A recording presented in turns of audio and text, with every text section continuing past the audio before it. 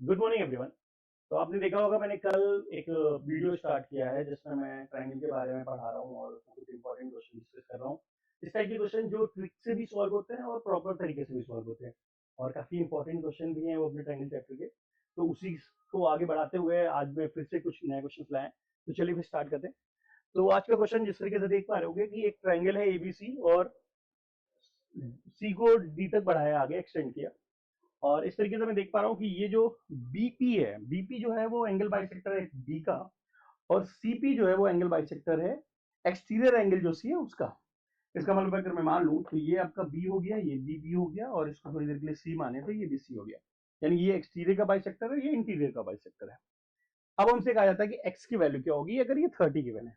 तो देखो शॉर्टकट क्या है, याद रखना है तुमको कि जो एंगल ए होगा वो 2 टाइम्स एंगल पी होगा।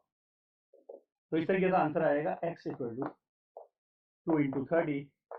तो x की वैल्यू आ जाएगी 60 और इस तरीके से तुरंत आंसर मिल जाएगा अगर तुम्हें ये रिजल्ट याद है तो। अब बात आती है कि ये कैसे प्रूव होता है। तो अब चलो देखते हैं कि ये वाला प्रूविंग क्या है। क्या प्रूव है कि angle A equal to 2 times P. तो ये हमें अभी प्रूव करना है। तो चलिए फिर देखते हैं। तो हमें प्रूव करना है angle A equal to 2 times angle P. Given क्या है, पी बी जो है वो एंगल बाइसेक्टर है एंगल बी का, और सी पी जो है वो एंगल बाइसेक्टर है सी का। ये एक्सटीरियर एंगल है, ये इंटीरियर एंगल है। तो चलिए स्टार्ट करते हैं। तो ये बेसिकली जो क्वेश्चन सॉल्व होगा आपका एक्सटीरियर एंगल प्रॉपर्टी पे सॉल्व होगा। तो आओ चलो देखते हैं। तो सबसे पहले हम बात करें अगर ट्रायंगल एबीसी की, तो अगर मैं इसमें एक्सटीरियर एंगल प्रॉपर्टी लगाऊं तो हमको पता है कि जो एक्सटीरियर एंगल होता है अपोजिट इंटीरियर एंगल के एडिशन के बराबर होता है। हम सीधे लिख सकते थे 2c equal to x plus 2b, और यहाँ ये हो गई इक्वेशन 1। अब अगर हम बात कर रखे इस वाले ट्रायंगल में, इस वाले ट्रायंगल में इन ट्रायंगल बीपीसी में, और यहाँ भी एक्सटीरियर एंगल प्रॉपर्टी यूज की जाए तो उसके लिए ये एक्सटीरियर हो गया। तो मैं लिख सकता था C equal to B plus Y. ये इक्वेशन 2 हो गई। अब अगर मैं इक्वेशन 1 और इक्वेशन 2 को आपस में कंपेयर करूं तो फ्रॉम इक्वेशन 1 एंड 2, तो मुझे यहाँ से दिख रहा है कि आप c की वैल्यू यहाँ पे सब्स्टिट्यूट कर सकते हो। तो इस तरीके से हो जाएगा 2 times b plus Y equal हो जाएगा हमारे पास x प्लस 2b के। और अगर मैं 2 को अंदर मल्टीप्लाइड करूं तो मुझे मिलेगा 2b plus 2y equal to x plus 2b, और 2b कैंसिल आउट, तो 2y इक्वल टू x। और यही तुम्हें प्रूव करना था। इस तरीके से बड़ी आसानी से एक्सटीरियर एंगल प्रॉपर्टी से ये क्वेश्चन सॉल्व हो जाएगा। ओके, क्लियर हुआ। और ये रिजल्ट याद भी रखना है, तो पिछला क्वेश्चन हमने किया डायरेक्टली इसको यूज किया था। देन चलिए फिर आगे बढ़ते हैं नेक्स्ट क्वेश्चन की तरफ। तो अपना नेक्स्ट क्वेश्चन है, एबीसी एक ट्रायंगल है और जिसमें एई एल्टीट्यूड है और एडी एंगल बाइसेक्टर है एंगल ए का।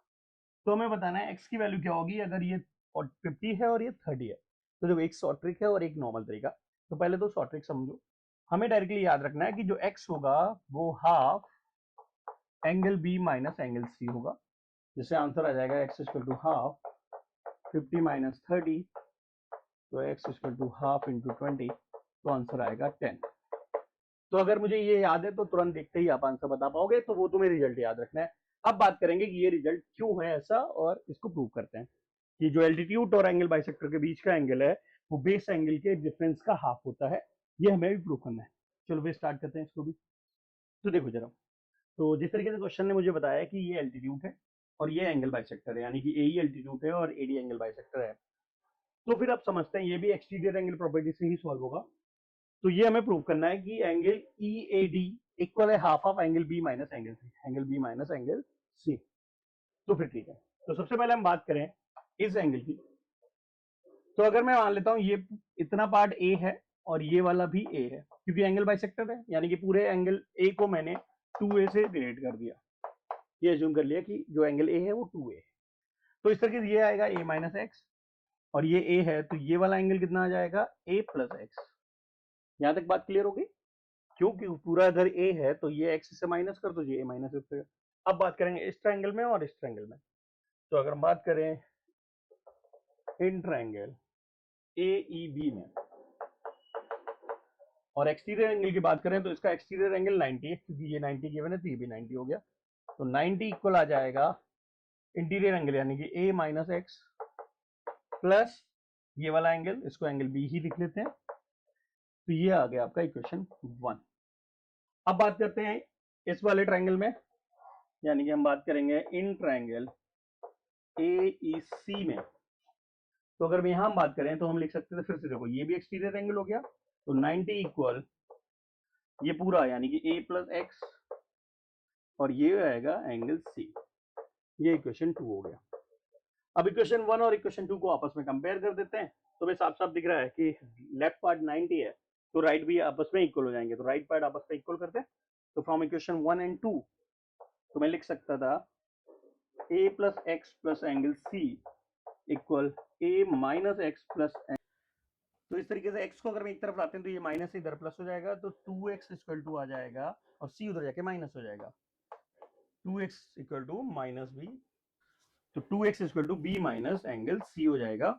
और इस तरीके से 2 को उधर डिवाइड करा दो तो जो हमें चाहिए वही मिल जाएगा, और इस तरीके से ये प्रूव हो जाता है। तो एक्सटीरियर एंगल प्रॉपर्टी एक बार इस ट्रायंगल में और एक बार इस ट्रायंगल में लगाएंगे तो बड़ी आसानी से सॉल्व हो जाएगा।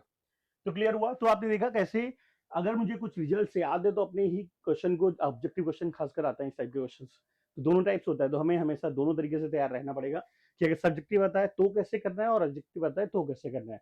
तो ऐसे बहुत सारे क्वेश्चन है जिसमें इंपॉर्टेंट रिजल्ट हमें डायरेक्टली याद रखने पड़ते हैं अगर अपने क्वेश्चन को और अपनी स्पीड बढ़ानी है। क्लियर हुई बात? तो मिलते हैं फिर नेक्स्ट वीडियो में और अच्छे क्वेश्चन के साथ। ठीक है, फिर बाय बाय, टेक केयर।